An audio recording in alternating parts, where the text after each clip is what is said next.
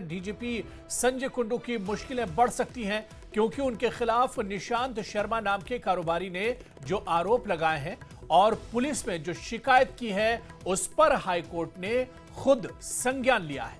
इतना ही नहीं, स्वायत्त संज्ञान लेते हुए हाईकोर्ट ने गृह सचिव और कांगड़ा और शिमला के एसपी को नोटिस भी जारी किया है।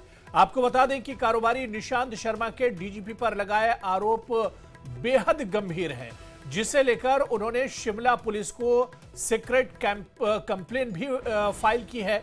हमारे पास भी उस शिकायत की कॉपी मौजूद है। आपको बताते चलें कि जिसमें पालपुर के रहने वाले कारोबारी निशांत शर्मा ने डीजीपी पर गंभीर आरोप लगाए हैं। 2 दिन पहले ही मुख्य सचिव प्रबोध सक्सेना ने कहा था कि आरोप सही पाए जाने पर डीजीपी के खिलाफ कार्रवाई हो सकती है, मगर अब हाईकोर्ट ने खुद संज्ञान लेते हुए गृह सचिव और शिमला और कांगड़ा के एसपी को नोटिस जारी कर दिया है। मामले की अगली सुनवाई अब 16 नवंबर को होगी। लेकिन आपको बताते चले, ये जो कंप्लेन है, जो शिकायत पत्र है, उसकी एक कॉपी न्यूज 18 JKLH के पास भी मौजूद है। हम आपको दिखा सकते हैं कि इस कंप्लेन की जो कॉपी है वो हमारे पास भी मौजूद है और क्या कुछ इस कंप्लेन में है वो भी हम आपको बता सकते हैं।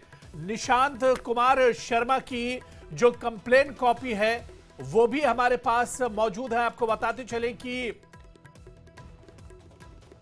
इस पत्र में जो गंभीर जो आरोप दिए गए हैं वो काफी गंभीर है, जिसे लेकर उन्होंने शिमला पुलिस को सीक्रेट कंप्लेन भी किया और ये इस कंप्लेन की कॉपी न्यूज 18 JKLH के पास भी मौजूद है। और ये कॉपी आपके सामने जो ये कॉपी है, ये दरअसल कॉपी है। आपको बता दें कि निशांत कुमार शर्मा जो एक बड़े कारोबारी हैं, उन्होंने ये शिकायत बाकायदा की है और अब ये पूरा मामला हाईकोर्ट पहुंच चुका है। 2 पन्नों का ये शिकायत पत्र है जिसमें डीजीपी के खिलाफ अब संज्ञान लिया गया है। खुद हाईकोर्ट ने इसे बेहद गंभीर बताया है, जिसे लेकर उन्होंने शिमला पुलिस को सीक्रेट कंप्लेंट फाइल की है। हमारे पास भी इस शिकायत की कॉपी मौजूद है। हमारे पास भी इस शिकायत की जो कॉपी है वो एक तरह से मौजूद है। 2 पन्नों की ये शिकायत है जिसमें कई गंभीर आरोप हिमाचल के डीजीपी पर लगाए गए हैं। और आपको बताते चलें, जो शिकायत करता है यानी निशांत कुमार शर्मा ने बाकायदा अब ये पूरा मामला हाईकोर्ट पहुंच चुका है और हाईकोर्ट ने इस पूरे मामले पर अब खुद एक तरह से संज्ञान लिया है। और इसी पूरे मामले को हम समझने की कोशिश करेंगे, क्योंकि लगातार हिमाचल प्रदेश के जो डीजीपी हैं उनकी मुश्किलें शिकायत पत्र के बाद एक तरह से बढ़ती जा रही है। अब जो हाईकोर्ट है उसने भी इस पर संज्ञान लिया है और इसके बाद आपको बताते चलें कि अब मुश्किलें जो हैं वो डीजीपी की बढ़ सकती है, क्योंकि कई गंभीर आरोप लगाए गए हैं। कारोबारी निशांत शर्मा ने डीजीपी पर ये गंभीर आरोप लगाए हैं। 2 दिन पहले ही मुख्य सचिव प्रबोध सक्सेना ने कहा था कि आरोप अगर सही पाए जाते हैं तो डीजीपी के खिलाफ सख्त कदम उठाए जाएंगे, डीजीपी के खिलाफ कार्रवाई होगी। मगर अब हाईकोर्ट ने खुद संज्ञान लेते हुए गृह सचिव और शिमला और कांगड़ा के एसपी को भी नोटिस जारी कर दिया है और अब मामले की अगली सुनवाई 16 नवंबर को होगी। और इसी पर और जानकारी लेंगे, सीधे शिमला का रुख करेंगे। हमारे सहयोगी रणबीर इस वक्त हमारे साथ मजीद जानकारी के साथ जुड़ चुके हैं। रणबीर, जिस तरह से पूरा मामला सुर्खियों में आया है, 2 दिन पहले भी इस पर गृह सचिव का बयान आया था और उन्होंने कहा था कि डीजीपी के खिलाफ अगर गंभीर पाए जाते हैं तो उस पर अगर कोई मामला मिलता है तो उस पर कार्रवाई की जाएगी। और अब ये पूरा मामला रणबीर हाईकोर्ट पहुंच चुका है और हाईकोर्ट ने अब खुद इसका संज्ञान लिया है, यानी डीजीपी की मुश्किलें कहीं ना कहीं बढ़ सकती हैं।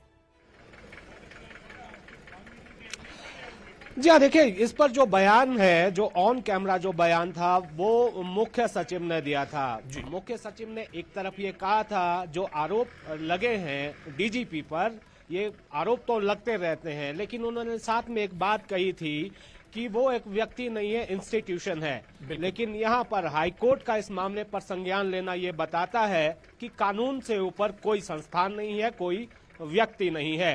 तो इस मामले में जो गंभीर आरोप लगाए गए हैं, निशांत जो कारोबारी हैं, पालमपुर से संबंध रखते हैं, उन पर जांच होनी चाहिए, ऐसा जो है इस पर फिलहाल लग रहा है, क्योंकि हाईकोर्ट ने इस पर संज्ञान लिया है। संज्ञान इसलिए भी लिया है कि ये जो चिट्ठी है ये हाईकोर्ट के जो मुख्य न्यायाधीश हैं उन्हें भी पत्र लिखा गया था। इस मामले में ये भी बता दें कि मीडिया में भी जो कारोबारी है निशांत शर्मा, वो मीडिया में वो सामने भी आए थे, उन्होंने अपनी बात भी रखी है। देखिए, अगर हम संक्षेप में इस पूरे मामले को समझना चाहेंगे तो जो इस चिट्ठी में जिक्र किया गया है कारोबारी की तरफ से, कारोबारी ने ये कहा कि 27 अक्टूबर के दिन डीजीपी के ऑफिस से उन्हें कॉल आते हैं, बार बार कॉल्स आते हैं, 13-14 कॉल्स आते हैं और वो फोन नहीं रिसीव करते। फिर वहां से एक कॉल आता है पालमपुर के डीएसपी की तरफ से, एसएचओ की तरफ से, ये कहा जाता है वहां स्थानीय पुलिस की तरफ से कि आप जो है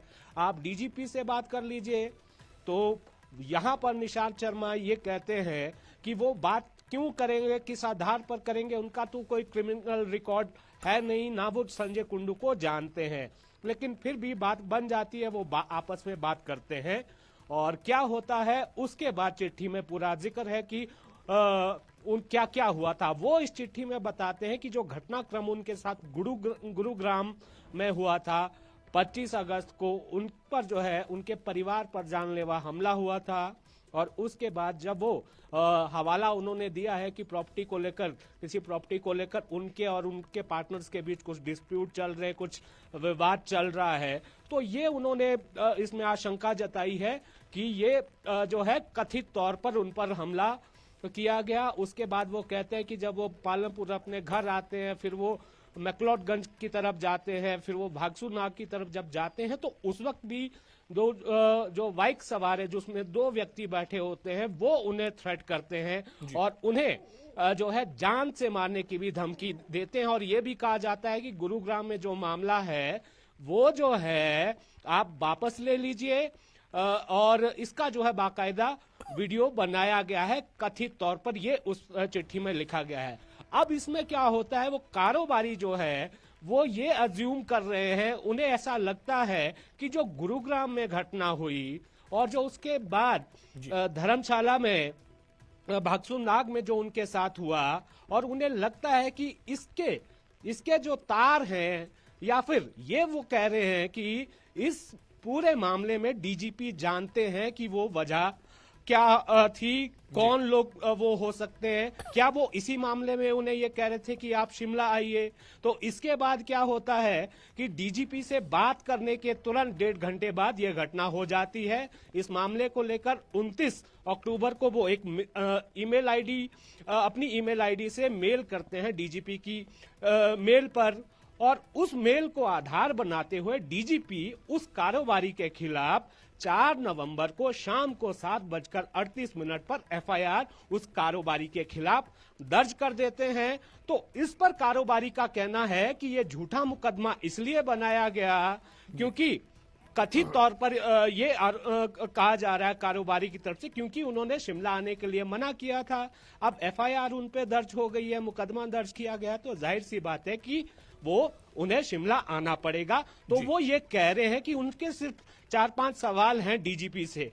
तो डीजीपी से वो ये पूछ रहे हैं, एक तो आपने मेरा नंबर कैसे लिया, आपने मुझे बार बार इतने सारे फोन कॉल्स क्यों किए, क्या आप जानते हैं कि जो घटनाक्रम उनके साथ, जो घटनाएं उनके साथ हुई है, क्या आप उसके बारे में कुछ जानते हो, क्या ऐसा लगता है कि कोई एक्सटॉर्शन जैसा मामला है, या आप जो है राजदार है इस बात के, वो आप क्या कहना चाह रहे थे। वो किसी दबाव के भी किसके दबाव में जो है फोन उन्हें किया गया। बहुत सारे ऐसे सवाल हैं जिनका वो जवाब क्योंकि चाहते हैं। मामला और साथ में काफी बड़ी बात बेहद उन्होंने एक तरह ये से कही है गंभीर कि दिख रहा है इस पहली पूरे नजर में, लेकिन क्योंकि अब मामला हाईकोर्ट पहुंच चुका है और हाईकोर्ट ने एक तरह से खुद इसमें संज्ञान एक तरह से लिया है, और जो गृह मंत्री के जो सेक्रेटरी हैं उन्हें भी एक तरह से इसमें नोटिस दिया गया है, 2 डिस्ट्रिक्ट के जो एसपी हैं उन्हें भी नोटिस दिया गया है। तो मामला अब और ज्यादा एक तरह से गंभीर होता जा रहा है। अब आपको हाईकोर्ट के सामने इन तमाम चीजों के जवाब देने होंगे।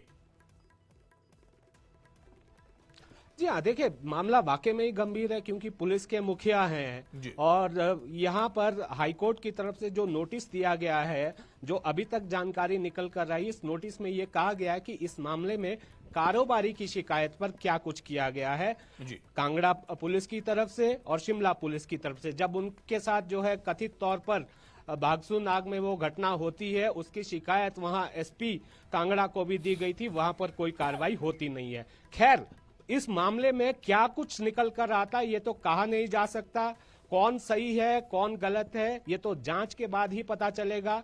लेकिन डीजीपी जैसे व्यक्ति पर इस तरह के सवाल उठे, उन्हें जो है अगर आप इस चिट्ठी को गौर से पढ़ेंगे तो ऐसा लगेगा कि आपको लगेगा कि जो आरोप लगाए गए हैं उसमें तथ्य बहुत सारे हैं और इसमें कोई ऐसी शिकायत नहीं है कि खाली 2 पन्ने भेज के जो है अपने इतिश्री कर ली है कि आप जांच कीजिए, आरोप लगा दिए। इसके साथ बाकायदा जो एविडेंस दिया गया है, इसमें जो है जो फोन कॉल्स पुलिस मुख्यालय की तरफ से किए गए हैं, उनकी जो स्क्रीनशॉट्स हैं वो दिए गए हैं और ये भी उनकी तरफ से बताया गया है कि वो एसपी कांगड़ा के पास गए थे, उन्होंने उनको ईमेल के माध्यम से जो है ये शिकायत की और उन्होंने बाकायदा ये भी बताया है कि उन्हें आशंका है कि गुरुग्राम से लेकर यहाँ पालमपुर तक हिमाचल की अगर हम बात करें तो उनका पीछा जो है लगातार किया जा रहा था।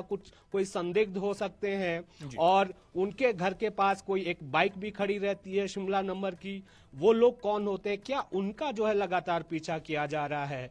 तो इसमें बहुत सारे ऐसे तथ्य जुड़े हुए हैं जिससे लगता है कि प्रारंभिक तौर पर इसकी जांच जो है निष्पक्ष तरीके से होनी चाहिए। अगर उनके आरोपों में कोई सच्चाई है तो जो मामला कांगड़ा में दर्ज होना चाहिए था, कांगड़ा में उसकी जांच होनी चाहिए थी। शिमला में ये एफआईआर दर्ज होना उसी व्यक्ति पर जो ये कह रहा है, क्योंकि शुरुआत तो डीजीपी की तरफ से की गई थी। आरोप उन्होंने ये लगाया है, अगर इसको निचोड़ कर अगर हम देखें, डीजीपी पर आरोप है कथित तौर पर जो इस कारोबारी के साथ हो रहा है वो ऐसा लग रहा है कि उस आपराधिक साजिश का हिस्सा कहीं ना कहीं डीजीपी हैं।